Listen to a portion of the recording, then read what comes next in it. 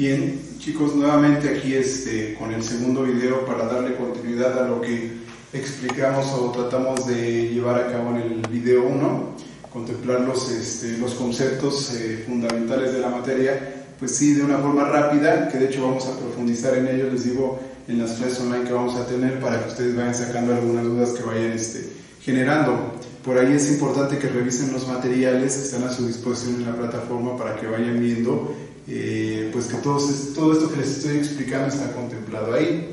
Y recuerden que tomamos como referencia el libro de Estudio del Trabajo de García Criollo, que es con el que hemos estado trabajando y de donde he obtenido esta información para que esté disponible para todos. Bien, para este segundo video que vamos, ¿qué nos toca analizar? Recuerden que nosotros estamos buscando lo que es la simplificación del trabajo. Y que empezamos básicamente por pues seleccionar esa parte del proceso que nosotros queremos tratar de mejorar. Habíamos comentado pues, que el operador es parte fundamental y que también hay que seleccionar un operador apto para hacer un estudio. Y la otra pues es precisamente la cuestión de cómo selecciono esa parte, pues con los números que me está arrojando esa parte del proceso. Si yo tengo una eficiencia baja, si yo tengo scrap en demasía, etcétera, etcétera, factores que no son convenientes para el funcionamiento de una línea de producción, pues es donde yo tengo que entrar a hacer este estudio. Y bien, después de que nosotros conocemos qué herramientas tenemos de análisis, como son pues básicamente los diagramas, las herramientas gráficas que nos ayudan muchísimo al análisis de tiempos y movimientos, pues es hora de empezar a trabajar con algunos conceptos ya inherentes a un caso práctico, ¿sí? ¿Qué quiere decir? Dentro de los métodos de trabajo también hay métodos, dentro de lo que nosotros vamos a evaluar en las estaciones de trabajo, debemos de entender que también en estudio del trabajo, la práctica de tiempos y movimientos también nosotros la podemos efectuar a través de diversas técnicas, ¿sí? En el siguiente video voy a hablar un poquito de ellas, pero ahorita lo que me interesa mucho que entiendan es que dentro de las áreas productivas la más utilizada pues es el estudio de tiempos con cronómetro, ¿sí? Y ese estudio de tiempo con cronómetro es pues clásico que nosotros lo encontremos en el área productiva, y muchos de ustedes seguramente cuando empiecen a trabajar principalmente en sus prácticas, cuando estén iniciando, pues van a ser de las actividades que comúnmente van a realizar inicialmente en el área productiva. Se darán cuenta que muchas cosas dentro de una organización ya están estandarizadas porque pues el objetivo es determinar algo bien importante para hacer una simplificación del trabajo, que es el tiempo estándar. Cuando yo determino el tiempo estándar, lo voy a aplicar para que en torno a él giren muchas actividades de la empresa, desde el control de producción, desde cuestiones de costos, desde verificar la capacidad de planta, desde hacer proyecciones a futuro. Todo va a rondar en base a ¿qué? Al tiempo estándar o básicamente en cuánto me tardo yo haciendo en que un producto tenga salga de la línea de producción. Pero ahorita nosotros lo vamos a seccionar porque vamos a sacar tiempos básicamente ahorita de una operación nada más, ¿sí? Entonces al hacer un trocito nada más de toda la sección, pues vamos a tomar este tiempo nada más, ¿sí? Para tratar de mejorar y que tenga impacto pues sí en todo el tiempo total, ¿sale? Bien.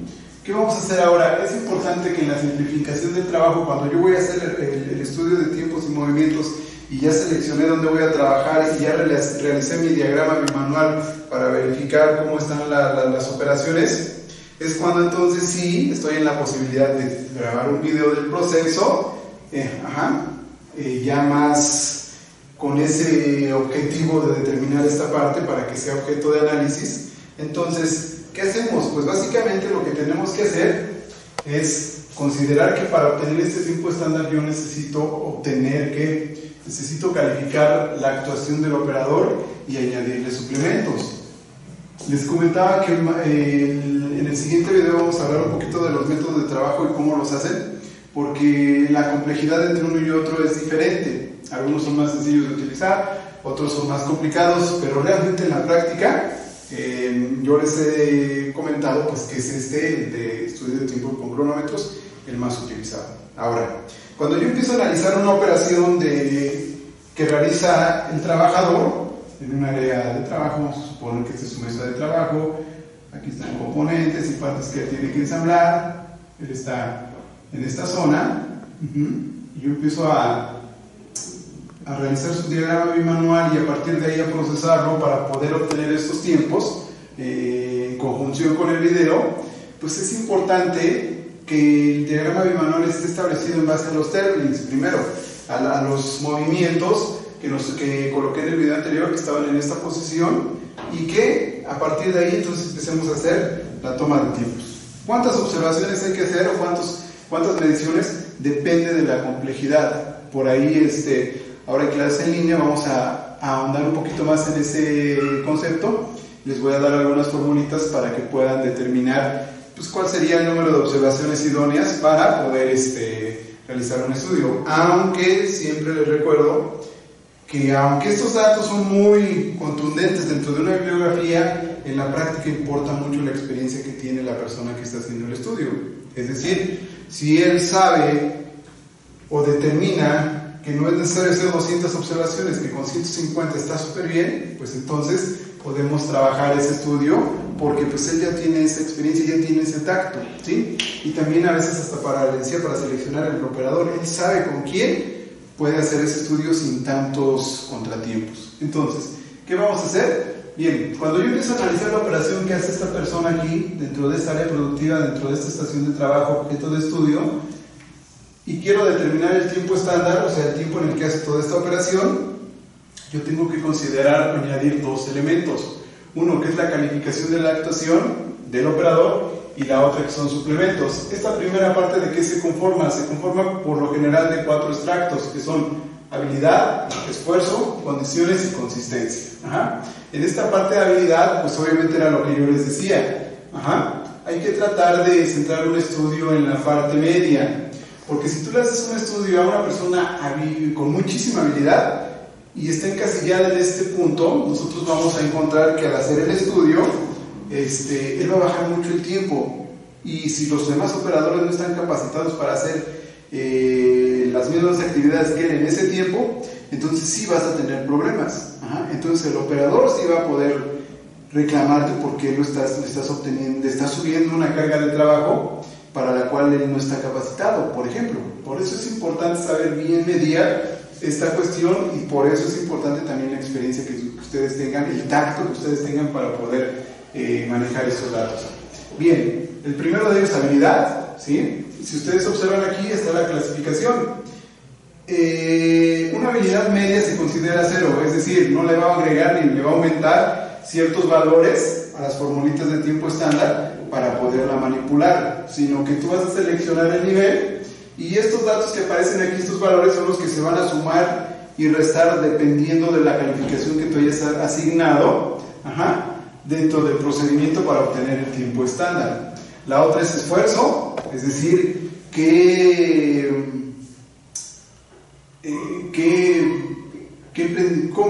bueno, este concepto lo podríamos manejar como qué tanto el operador hace por su trabajo, con qué dinamismo, ¿sí?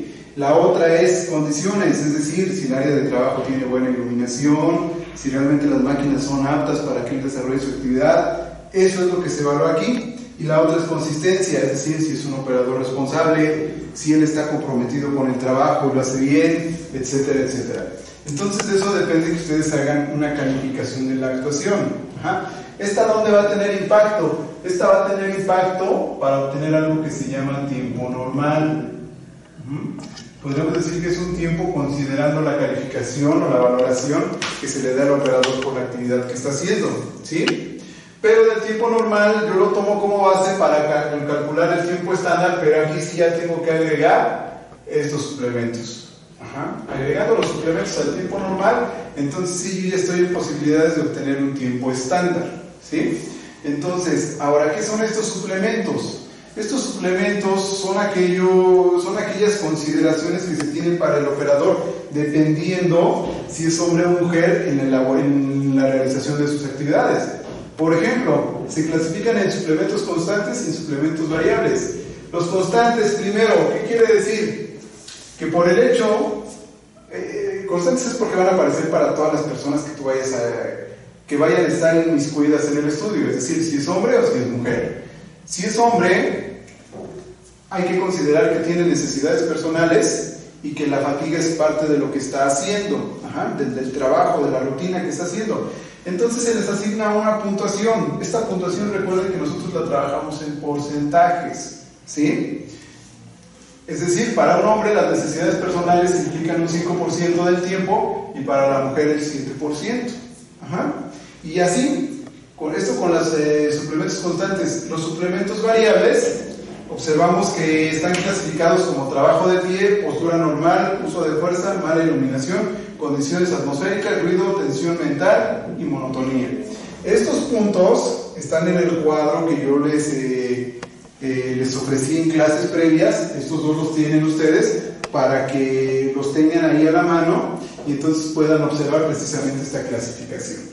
Entonces, ¿qué hacíamos? Después de evaluar la actuación, los suplementos, empiezo a revisar cada uno de los puntos y voy a ir sacando, dependiendo si es hombre o si es mujer, una calificación. Por ejemplo, si es hombre, las necesidades personales son 5 y la fatiga es 4. Eso ya es de cajón, ya lleva 11 puntos, ¿sí? Y después tengo que checar esta parte de los suplementos variables. ¿Qué quiere decir? Si trabaja de pie o no, se le asigna una calificación. Si la postura de trabajo es anormal, anormal quiere decir que probablemente esté de pie todo el tiempo, ¿sí?